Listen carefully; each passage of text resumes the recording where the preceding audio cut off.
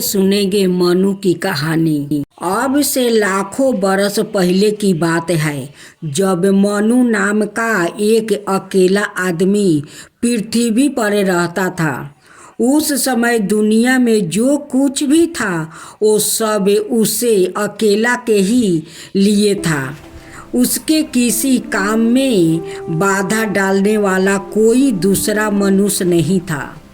एक दिन मनु नदी में खड़े अपने हाथों में पानी लेकर वो पी रहा था कि तभी उनके हाथों में पानी के साथ एक नन्ही सी मछली आ गई। उसने मनु से कहा, इस नदी में बहुत बड़ी बड़ी मछलियाँ हैं, मुझे उनसे डर लगता है, वो मुझे खा जाएगी, तुम मेरी जान बचा लो। मनु ने उसे ले जाकर एक सूखी हुई लौकी की तंबू में पानी भर कर वो छोड़ दिया। अगले दिन सवेरे जब वो सोकर उठा तो उन्होंने देखा कि मछली की गर्दन तंबू के मुंह पर फंसी हुई थी। रात भर में ही वो इतनी बढ़ गई थी कि तंबू में समा नहीं सकती।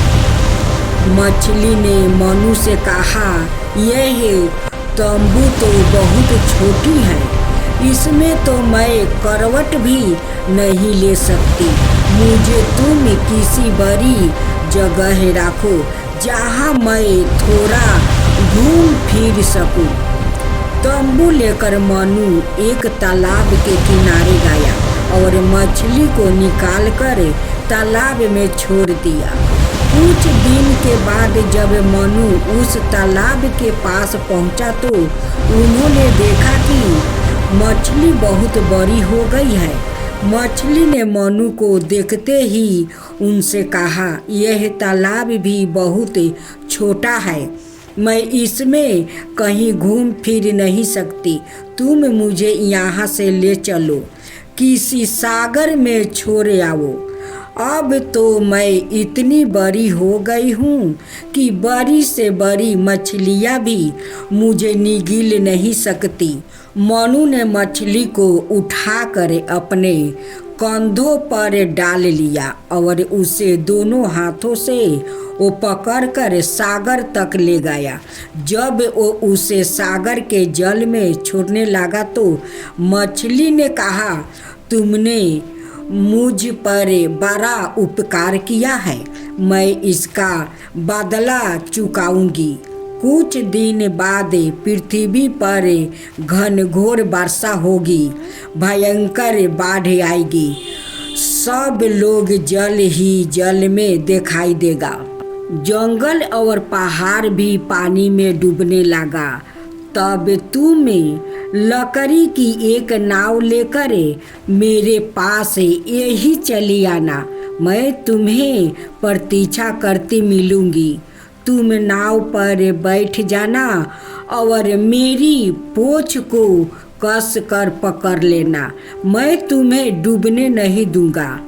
मनु ने उसी दिन से एक सूखे हुए पेड़ के ताने को निखुले पत्थरों से खुरूच खुरूच कर एक नाव बनाना शुरू कर दिया।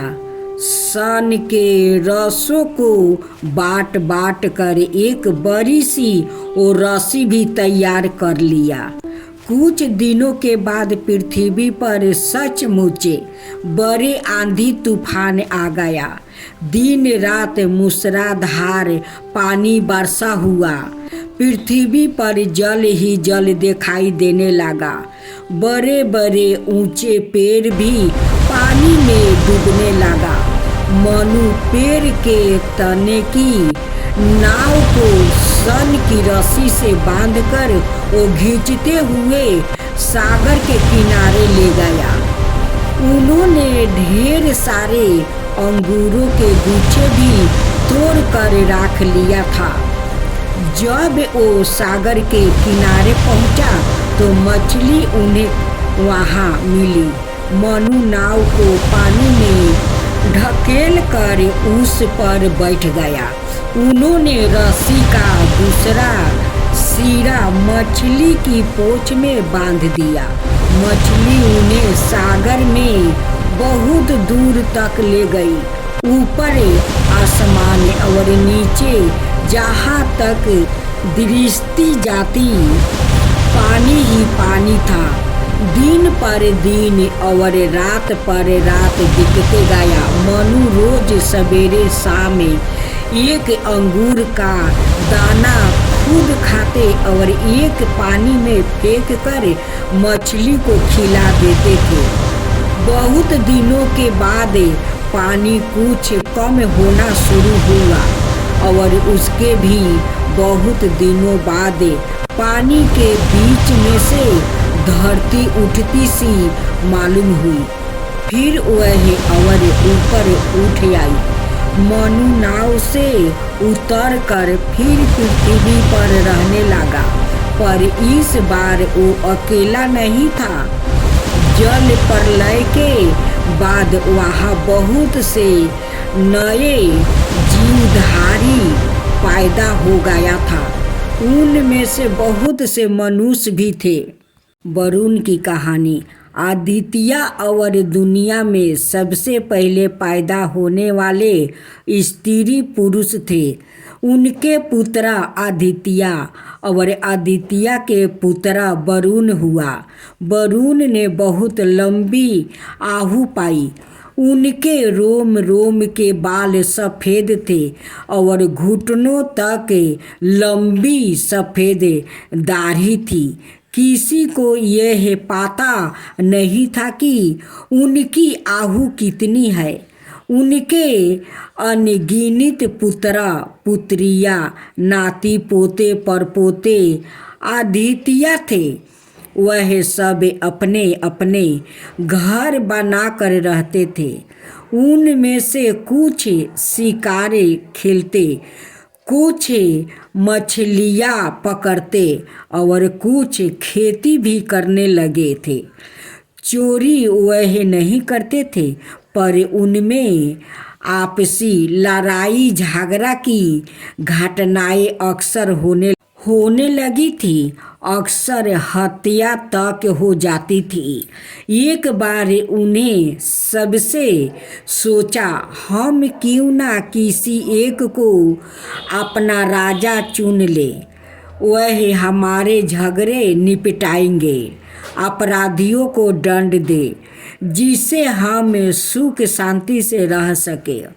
उन्होंने वरुण के पास जाकर कहा, आप हम सब लोगों से बड़े हैं, आप हमारे राजा बन जाइए। वरुण ने कहा, मैं तैयार हूँ, पर तुम सबको मेरा कहना मानना होगा और जैसी मैं आज्ञा दूँ वैसा ही करना होगा। मैं दंड भी दूंगा तो उसे सहना होगा। उन सब ने एक सवार में चिल्लाकर कहा, हमें शिकार है। वरुण राजा बन गया। आहू के साथ उनके शरीर की शक्ति कम होने की बजाय बढ़ने लगी। उनकी आँखों की रोशनी इतनी तेज हो गई कि वो अपने घर के अंदर बैठे हुए राज भार में कब कहाँ क्या हो रहा है इसे देख सकते थे। पहाड़, जंगल और दीवारों उनके देखने में कोई रुकावट नहीं डाल सकता था। उनकी दृष्टि उनके पार चली जाती। कौन किस समय अपने घर के किस कोने में बैठा क्या कर रहा है, इसे अपने घर में बैठे बैठे वो देख लेने में उन्हें कोई कठिनाई नहीं होती थी। उनकी आवाज़ में ऐसी तेजी थी कि मुंह से निकलते ही राज्य भर में सब जगह सुनाई देने लगती थी। उनकी कोई सेना या पुलिस नहीं थी, पर वो जिसे जो आज्ञा देते उसका पालन उसे करना वो पड़ता था। वह किसी को किसी से भी वो पकड़वा कर अपने सामने बुलवा सकते थे, उसे दंड दे सकता था। सबके मन में डर बैठ गया था। कोई उनकी इच्छा के विरोध कुछ करने का साहस नहीं कर सकता था। राज्य के सब लोग स्वस्थ और सुखी हो, इसलिए वरुण ने कुछ आदेश जारी किया। प्रत्येक मनुष्य, चाहे वो स्त्री हो या पुरुष, बूढ़ा हो या बच्चा या जवान, सूर्योदय से पहले वो सोकर उठ जाया करे। सूर्यास्त के बाद कोई भी अपने घर से बाहर कहीं घूमता फिरता दिखाई ना दे। स्त्रियों बच्चों की देखभाल ठीक से किया करे। यदि कोई बच्चा बीमार पड़ गया तो उसकी माँ को कठोर दंड दिया जाएगा, इत्यादि इत्यादि। राजा के इसी प्रकार प्रतिदिन जारी होने वाला आदेशों का पालन सब लोग सिर झुकाकर करने लगा। राज्य में ना कभी कोई बीमार पड़ता था और ना अपराध करता था। सब नियमों के अनुसार अपने अपने काम में वो लगे रहते थे। सबको भर पेट भोजन और रात भर आराम मिलता था। हर दिन हर समय किसी दूसरे के बनाए नियमों में वो बंद कर काम करते करते राज्य के निवासियों को ऐसा लगने लगा था मानो वो इंसान नहीं, कठपुतले हो। उनकी अपनी कोई इच्छा नहीं रह गई थी। राजा की इच्छा ही सब कुछ थी। कोई अपनी इच्छा से ना हंस सकता था और ना बोल सकता था और ना चल फिर सकता था। जीवन का आनंद समाप्त हो गया था। एक दिन वो सब मिलकर वरुण के पास गया। वो चिल्ला चिल्ला कर कहने लगा, हमें अब तुम्हें अपना राजा बनाना रखना नहीं चाहते।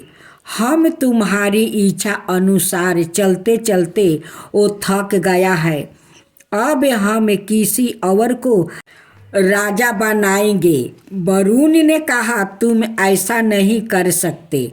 मैं तुम सबको अपनी शक्ति से वो कुचल कर रख दूंगा। वह सब चिल्लाया, तुम्हें वो शक्ति हमारी दी हुई है, हम उसे वापस लेते हैं। वरुण ने क्रोध में भर कर आंखों तरेरी आवाज की, करक दिखाई, दांत किटकिटाया, पर किसी पर उनकी इन बातों का कोई असर ना हुआ। आखिर वरुण को राज्य छोड़कर जाना पड़ा। उन्होंने बहुत दूर सागर के किनारे जाकर एक घास भूसे की कुटिया बना लिया और अकेले उसमें रहने लगा। धर्मराज की कथा। परलोक में यम नाम के एक राजा राज करता था। उन्हें धर्मराज भी कहते थे। वो हमेशा काले कपड़े पहनते और काले भैंसे की सवारी किया करता था। उनका बहुत से दूत था जिनकी सहायता से वो शासन का सारा प्रबंध किया करता था। प्रजा बहुत सुखी थी। ना किसी को कभी भूख सताती थी और ना प्यास। इसलिए लोक में पृथ्वी पर रहने वाले मनुष्य अपनी आहु के दिन पूरे करने के हंसी खुशी परलोक में के लिए वो चला जाया करता था। फिर भी बहुत से मनुष्य ऐसे थे जो परलोक जाने की इच्छा नहीं करते थे। यम ने एक बार अपने दूतों को आज्ञा दी कि पृथ्वी पर रहने वाले मनुष्य की आहु का हिसाब रखा जाए, और जो मनुष्य अपनी आहु के दिन पूरे करे लेने के बाद भी वो परलोक में ना आना चाहे, उसे पकड़ कर वहाँ ले जाओ। यमदूत पृथ्वी पर आकर घूमने लगा और मनुष्यों को पकड़ पकड़ कर परलोक ले जाने लगा। एक बार यमदूत आया और 13-14 बरस के एक लड़के को पकड़कर वो ले जाने लगा। लड़का जाना नहीं चाहता था। उसने अपने दोनों हाथों से कस कर एक खंभा को वो पकड़ लिया और यमदूतों से कह दिया, मैं परलोक नहीं जाऊंगा। दूत लौट गया और जाकर यम को सारी बात बता दिया। यह सुनते ही वह क्रोध में भरकर लाल पीले हो गया। वह उसी समय काले कपड़े पहने और काले भैंसे पर सवार होकर उस लड़के के घर आ गया और लड़के की बाह पकड़ कर वो खींचने लगा। खींचा तानी में खंभा उखड़ कर दूर जा गिरा। शोर सुनकर बहुत से लोग वहाँ इकट्ठा हो गया। उनमें कैलाश पर्वत पर रहने वाले शिव भी थे। शिव जी ने यम से कहा, इस छोटे से लड़के को पकड़ कर खींचते हुए तुम्हें शर्म नहीं आती? छोड़ दो इसे और पृथ्वी पर फिर कभी मत आना। यम अपना सा मुँह लेकर वापस लौट गया और उन्होंने अपने दूतों को भी पृथ्वी पर भेजना बंद कर दिया। उन्होंने आज्ञा दी कि कोई मनुष्य परलोक में आना भी चाहे तो उसे किसी रास्ते से ना आने दिया जाए। अब मनुष्यों का परलोक में जाना बंद हो गया। जो मनुष्य जन्म लेता वो फिर पृथ्वी पर ही रहता था। उसके बच्चे और बच्चे के बच्चे भी वही रहते थे। इस प्रकार कुछ ही दिनों में पृथ्वी पर रहने वाले बच्चों, जवान, स्त्री, पुरुष की संख्याएं इतनी अधिक बढ़ गई कि उनके रहने के लिए जगह की कमी होने लगी। खाने पीने की वस्तु की भी इतनी कमी हो गई कि लोग भूखे मरने लगा।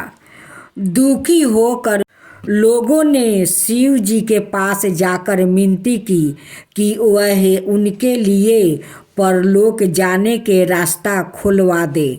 शिव जी ने यम से कहा, तुम पहले की तरह अपने दूतों को पृथ्वी पर भेजते रहो।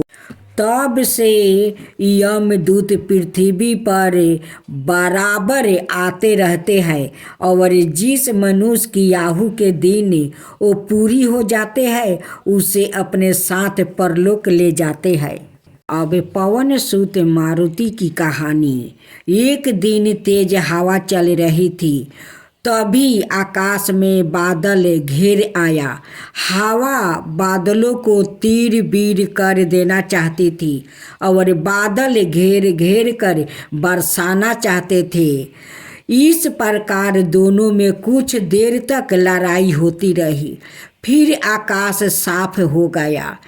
नानी ने तभी बच्चों को यह कहानी सुनाई। यह कहानी उन दिनों की है जब पृथ्वी पर जाड़ा, गर्मी, बरसात और बसंत चारों मौसम अलग अलग नहीं होते थे।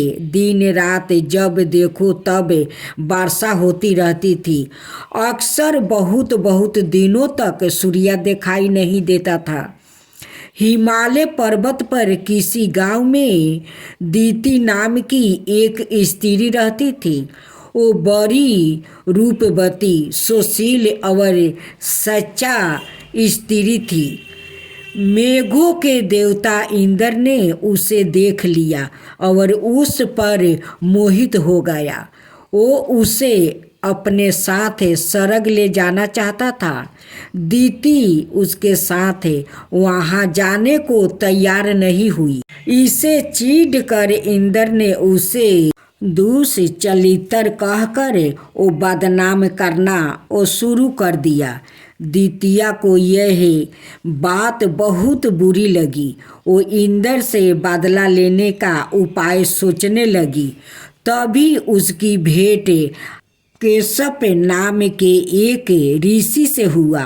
उन्होंने दीति से कहा, किसी से बदला लेने के लिए अपने को शक्तिशाली बनाना चाहिए। तुम तप करो, तुम्हें शक्ति प्रदान होगी। इंद्र को ना जाने कैसे इस बात का पता चल गया। वो दीति के घर आया। उसने क्रोध में भर कर विद्युत नाम का खरंग से उसके शरीर के 7 टुकड़े कर दिया। तब भी उसका क्रोध शांत नहीं हुआ। उसने उन 7 टुकड़ों में से भी हर एक के साथ साथ वो टुकड़ों कर दिया और फिर उन सब टुकड़ों को दीति के घर के वो आसपास बिखेर कर वो स्वर्ग लौट गया। वह अब निश्चित हो गया था कि दीति उसका कुछ भी नहीं वो बिगाड़ सकती। उसी समय शिव पार्वती उस गांव से वो घूमते हुए निकले। पार्वती को उन टुकड़ों को उठाती हुई मांस की गंध आई और उन्हें बिखरा हुआ देखकर शिव जी से कहने लगी, यह तो किसी स्त्री के शरीर के टुकड़े मालूम होता है। तुम इन्हें जोड़ कर उनमें जान डाल दो। शिव जी बोले, यह तो मैं नहीं कर सकता, पर इतना जानता हूँ कि इन हर एक टुकड़ों में से एक वीर साहसी योद्धा उत्पन्न होगा और अपनी माँ की हत्या करने वाले से बदला लेगा। इसके बाद बरस पर बरस बीतते चला गया। गांव की आबादी पहले से बहुत अधिक बढ़ गई थी। लोगों यह भी भूल गया था कि अदिति नाम की कोई स्त्री कभी इस गांव में रहा करती थी। गांव के लोगों लगभग 15 बरस की आयु के बहुत से वो लड़कों को गांव में पराये एक साथ घूमते हुए देखा करते थे। उनके माता पिता का विषय में किसी को कुछ भी मालूम नहीं था। वो सब बड़े वो चंचल और नटखट लड़के थे। उनमें से एक जहाँ भी होता उनके बाकी 88 साथी भी वही कहीं खेल रहे होते थे। इसलिए उन्होंने उनके नाम में अलग अलग रखने के बजाय एक ही नाम मारुति रख दिया था। कुछ लोग उन्हें पवन सूत भी कहते थे। उन सबका बादलों से जन्मता बैर था। वो आकाश में जहाँ भी बादलों को देखते उछलते हुए वही पहुँच जाता और धाम में धूम चकोरी मचाने लगता था। कभी कभी बादल दल बल सहित आते और मारुति से वो झगड़ने लगते थे। मारुति धक्कम धाका करके उन्हें वो तीर बीर कर देता था। कभी वहाँ उन्हें वो ढकेलते हुए इतनी दूर तक खदेड़ आता था कि वह फिर लौट कर आने का साहस ना कर पाता था। और कभी मारुति को देखते ही बादलों के दल में ऐसी भाग दौड़ मच जाती थी कि वो गिरते पड़ते भागते ही दिखाई देते थे। पृथ्वी पर लगातार वर्षा करते रहना और बादलों के देवता इंद्र के अधिकार में वो नहीं रह गया था। मारुति ही सब जितनी चाहे उतनी वर्षा कर लेता था और वो ना चाहे तो कहीं एक बूंद भी वर्षा नहीं हो सकती थी। अब श्रवण करेंगे तुलसी माता की कहानी। एक कन्या थी। जब वो थोड़ी बड़ी हुई और उसके समझ में आने लगी तब से ही वो तुलसी माता जी की पूजा करने लगी। उसके प्रतिदिन का नियम था कि तुलसी माता जी का पूजन करने के बाद ही वो भोजन करती थी। जब वो कन्या शादी के लायक हुई तब उसके माता पिता ने उसकी शादी करवा दिया। कन्या को उसके माता पिता ने दहेज में भी एक तुलसी का गमला दे दिया। ससुराल में वो प्रतिदिन सवेरे उठती है, पूजा पाठ करती है, फिर उसके बाद ही भोजन करने बैठती है। उसकी 2 जेठानी थी। वो दोनों उसका मजाक उड़ाती थी कि बड़ी आई नियम धर्म वाली बनती है। उन्हें दोनों को उससे बहुत ईर्ष्या होती थी, इसलिए वो दोनों तुलसी जी का गमला कहीं उठाकर छिपा देती। वो कन्या बड़ी मुश्किल से गमला ढूंढ कर लाती है, अच्छे से पूजा करती है और फिर भोजन करती है। वो गमला खोज कर लाती है तो एक दिन तो उसकी जेठानिया ने क्या कर दिया कि गमला ही दूर फेंक दिया। कन्या ने खूब ढूंढा पर उसे गमला कहीं नहीं मिला। वो बहुत ही परेशान हो गई थी। उस दिन तो उसने खाना भी नहीं खाई। उसका नियम जो था, उस कन्या की सच्ची भक्ति देखकर तुलसी माता उसे बहुत प्रसन्न हो गई और उसके कमरे में तुलसी माता का गमला प्रकट हो गया।